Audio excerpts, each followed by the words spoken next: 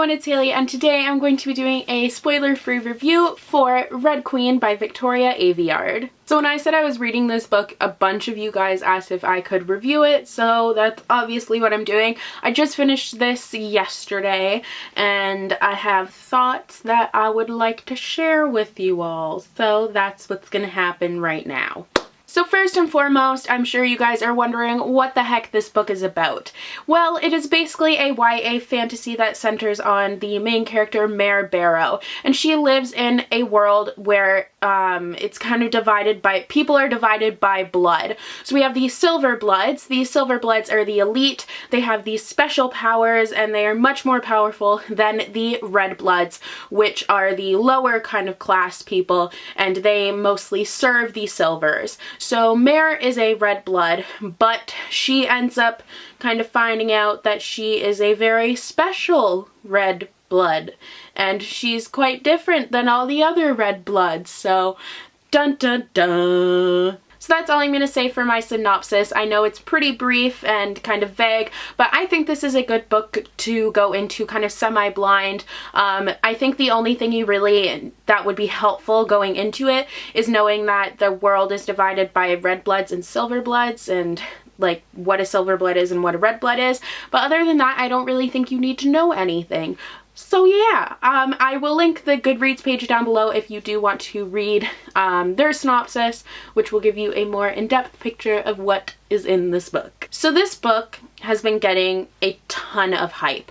Even before it came out, this was one of my most anticipated releases of 2015, and I know it was on a lot of other people's most anticipated releases lists as well, and there was just a ton of hype around it when it came out, before it came out, and my main piece of advice is to forget the hype. Lower your expectations and just forget the hype, because I think the hype kind of ruined it a little bit for me. I didn't hate it, but I didn't love it. I really enjoyed it. I thought it was entertaining enough, but it's overhyped. I will say that it's pretty overhyped. So when this book first came out, it was basically all like positive reviews, like all 5-star reviews. But more recently, a lot of like really, really low reviews have been coming out, and I've kind of been looking at them, like seeing what people think, and what I got from it, the main complaint is that this is an unoriginal book. And I can see that because the whole time I was reading it, I kept on thinking of other novels that I had read. I feel like it was a combination of basically every YA fantasy and dystopian that I had ever read in my life. But especially it was like the Selection series by Kira Cass. It was definitely like that. Shadow and Bone by Leigh Bardugo, Shatter Me or The Darkest Minds, kind of anything with superhumans, and Throne of Glass by Sarah J. Maas. It was kind of all those 4 books combined made this book, but that didn't really bug me too much because there still was like kind of an aspect of originality, like the fact that people are determined by their blood. Like, it wasn't too unoriginal for me to enjoy. I know a lot of people that would kind of bug them, but it didn't really bother me too much because it's really hard to write something that's completely original nowadays. So I wasn't too annoyed by that personally. It may bug you, but I was fine with it. I don't know. This book was really well written. You can really tell that Victoria Aveyard is normally a screenplay writer because it's very like cinematic, I guess. It's kind of told like scene by scene. It kind of, like The Darkest Minds, it kind of reads like a movie, which I thought was really interesting. And I would really like to see this adapted into a movie because I think it would be really cool just because of how it's written. I think it would translate very well into film. The pacing of this book was really great. It was really fast-paced right from the beginning. I think it was like chapter 2, things just started going nuts, and it kind of took turns that I wasn't really expecting. Don't be trying to guess the plot twist in this book because everyone is like, oh, huge plot twist, like wow, didn't expect that. But if you're gonna try and like, if you're going to expect it and you're gonna like overthink it, then you're going to just not enjoy the book. So I would just kind of forget about the plot twist, toss that aside, and just read the book for what it is, and when the plot twist comes, then you'll be like, wow, where did that come from? My main issue, I think, was in the characters. Mare, our main character, I did like her, but I also didn't. I liked the fact that she's a very flawed protagonist. She makes mistakes, and she's not just like, her life is completely changing before her eyes, and normally when protagonists are faced with that, they're like, yeah, like, I'm gonna go and kill some people, I'm fine, like, totally strong, woohoo.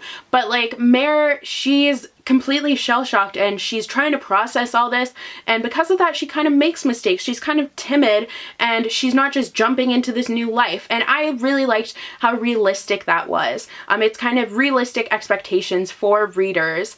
My one problem with her though was I had a really hard time connecting with her. I felt like she was kind of a flat character, and I felt like a lot of the characters kind of just fell flat. Characterization wasn't like really there so much.